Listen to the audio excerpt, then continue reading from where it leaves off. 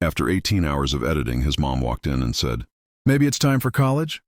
But instead of quitting, he made a decision that changed everything. He stopped creating and started studying. He watched top YouTubers frame by frame, tracked their patterns, and filled notebooks with data. What he discovered changed the game. YouTube success isn't about creativity. It's about triggering 3 specific emotions in just 0.3 seconds.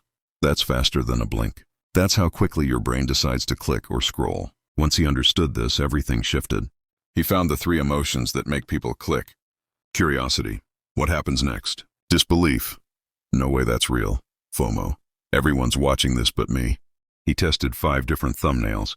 One thumbnail got a 2% click rate with 47,000 views. Another hit 14% and reached 3.2 million views. Same video, different emotion. That 12% difference was the gap between struggling and going viral. He wasn't making content anymore, and he was engineering emotions.